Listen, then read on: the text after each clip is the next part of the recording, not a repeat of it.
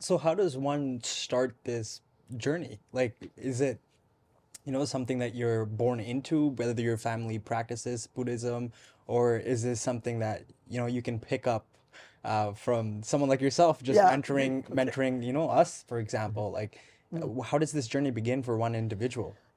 It's something you encounter. I think it's almost like life knows when you're ready for it. Right. There are many people who are born into it because I've been doing this for, as I said, almost going 39 years. So there's lots of people that practiced when I was younger that have had children and grandchildren, and they learn about it. They know about it.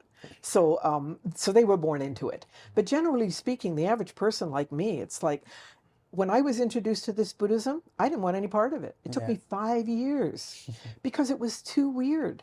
Like, how are you going to make this sound? Nam myoho renge kyo. You're going to chant and your life's going to change. I don't think so. Yeah. So it just didn't make sense to me. When I did it, it was out of desperation, which will sort of carry back to why I even tried.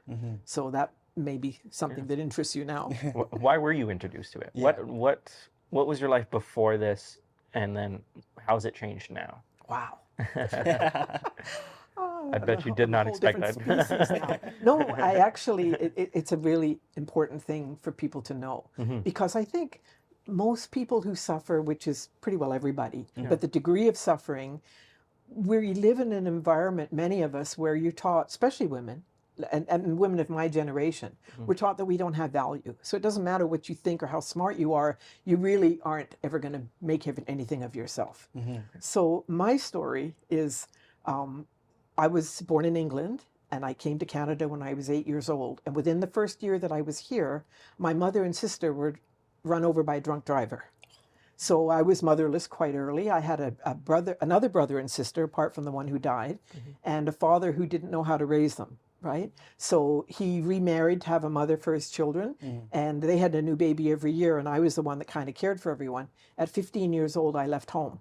Wow. But my message was, my mother dying, the message to me that I discovered later was, the only person who ever loved me left me. And people will not stay with me because I'm not lovable. They will always leave me. But that was on a level that I didn't comprehend at the time, right? So when I left home at 15, I never went back. I also don't have an education because I didn't have an opportunity. So during the time between 15 and I was introduced to this Buddhism when I was 30.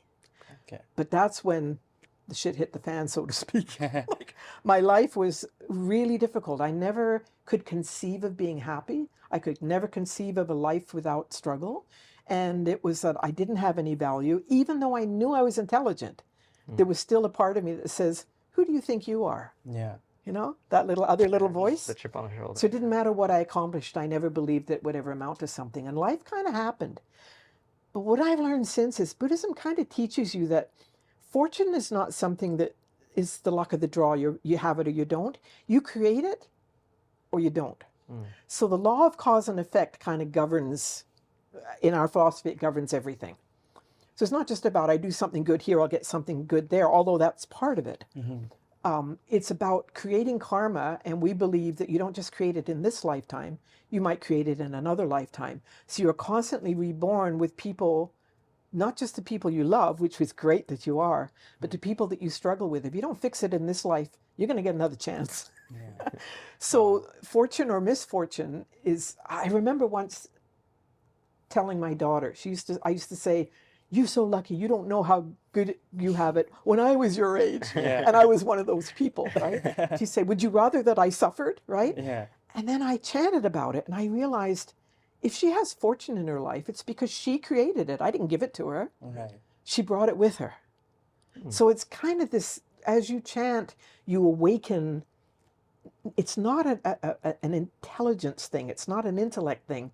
It's like kind of set that aside, and wisdom starts coming through. And what happens is your perspective changes.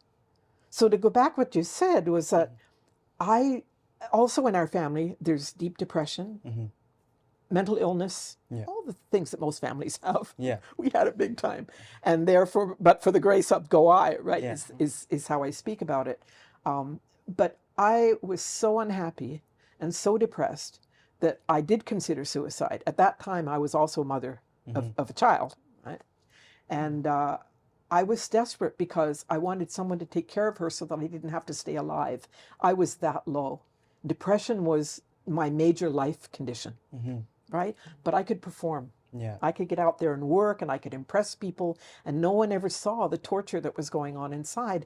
And I think that's true of so many people that we think. They're not struggling, they're fine, but everybody's struggling in some way. Yeah. And one is not greater than the other. It's relative to you. If you have a problem, it's your problem's as great to you as somebody else's who seems like mine's bigger than yours. Yeah. Right? Yeah. There's a quote that I was listening to this one podcast, and they were talking about this aspect of struggle, and they said, if everyone took their pile of shit, the shit that they struggle with in life, whether that's mental health, depression, or just everyday duty of one's life, and everyone in the world put it in a pile, you would pick your struggle back up, because you don't know what everyone's going through, right? Yeah. And so well, thank you first of all for sharing what you've been through in life. And I think, the woman that you are today and what you've gone through is incredible. The journey that you probably had to face. I can't even begin to imagine the challenges. What were some of the lows? Like, I know you talked about depression, but, like, was there... So that was part of it. And again, most of the stuff that happened was my perception of what life had to give me or what it was about. I mean, some of the things I did, like I had more fortune than I ever knew when I look back. I was always protected. Like if I was out partying and I got picked up by a bunch of guys and they put a Mickey in my drink and I was going to get gang raped, somehow I had the strength within me to fight back and say, my father's a policeman and he's going to know where I am, and scare them off. I always had this incredible ability to protect myself from the worst situation and learn from it. So I was lucky that way, but everybody isn't. And I have a sister who was exposed to similar situations as I was, and she somehow always succumbed to them. So what's the difference between us? The difference is your fortune or not. Right? Which I find really intriguing. We lived at some point with my stepmother's father turned out to be a pedophile, and he was always trying to get us all out in the barn and mess with us. And I could always fight back, but other people in the family couldn't. So there's so much in people's lives that it's not about being good or strong, whatever. It's just the hand you're dealt. And I feel now, looking back, that I was meant to do something greater. And they say that to the extent that you struggle is the extent to which you can make a difference in the world. Right? And so struggle or obstacles are nourishment. And if you don't have them, you can't grow. Like, you can stay happy and you can do the status quo, or you may have fortune now, but who knows where the future is. And I'm not trying to scare you, but everybody's going to have things that can make you stronger, or you can be defeated by them. So do you have the tools?